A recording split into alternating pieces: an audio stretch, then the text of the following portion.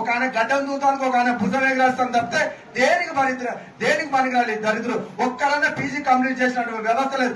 విద్యాశాఖ మంత్రి గతి లేదు. 15 నెలలు అయితేనే విద్యాశాఖ మంత్రి లేరు.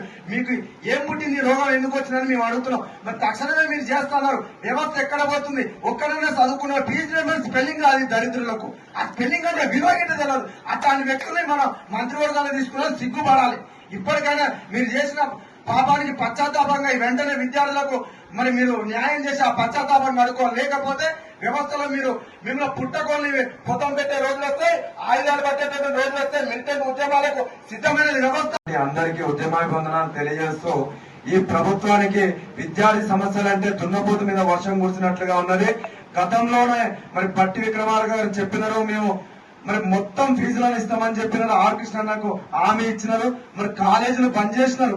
కాలేజీలు బంద్ చేసినప్పుడు ఆర్ కృష్ణన్నకు మరి పట్టి విక్రమార్క గారు ఫోన్ చేసి, అన్న అది త్వరలోనే మీరు రిలీజ్ చేస్తాం, మీరు కాలేజీలను తెరిపియండి అని చెప్తే కాలేజ్ యజమాన్యానికి చెప్పి మరి కాలేజీలను తెరిపించిండు.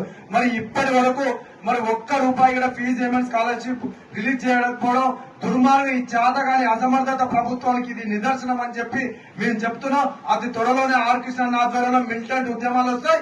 ఒక్కరిని ఇట్లా తిరగనీయం. మరి ఇదే కాంగ్రెస్ పార్టీ ఎన్నికల మేనిఫెస్టో ఏమని చెప్పింది? మరి యువతకు 5 లక్షల భరోసా కార్డు ఇస్తాం, మరి ఆడపిల్లలకు మరి ఒక స్కూటీని ఇస్తామని చెప్పి అన్ని వాగ్దానాలు పెట్టినది. మరి ఎక్కడ పోయినా మీ వాగ్దానాలని మేము అడుగుతున్నాం. మరి రాహుల్ గాంధీ, సోనియా గాంధీ మరి వీళ్ళందరి చేత మీరు వాగ్దానాలు చేయించినది ఇలా ఆ హామీలనే మేము అడుగుతున్నప్పే వేరేది అడుగుతలేం. సీఎం రేవంత్ రెడ్డి ఊకునే ప్రసక్తి లేదు. పట్టి విక్రమార్క నీ పంచలు ఉడగొట్టే రోజులు వస్తాయి. ఆర్థిక శాఖ నీ దగ్గర పెట్టుకుని ఆటలు ఆడితే మాత్రం ఊకునే ప్రసక్తే ఉండదు. ఎందుకంటే ఊకదప్పుడు ఉపన్యాసాలు చెప్పి మొదటి దాని మొగులేరు కళ్ళదానికి కళ్యాణం అంటే మూసీ ప్రాజెక్టులు 1,50,000 కోట్లు ఉంటాయి. కానీ మరి విద్యార్థులకు ఇస్తుంది పైసలు మిషన్ మహిళలు, మిషన్ కాకతీయ, స్కై ఓవర్లో, ఫ్లై ఓవర్లకు వేలాది కోట్ల రూపాయలు. దరిద్రులు టీఎస్కేని టీజీకి మారుస్తారు. దరిద్రులు 2,700 కోట్లు ఖర్చు పెట్టారు. అదే 2,700 కోట్లు కనిపిస్తే ఇవాళ విద్యార్థులు భావి భవిష్యత్తు మరి అవన్నీ మరిచి పథకం పెట్టు పైసలు కొట్టు కథం. మరి టాటా గుడ్ బై.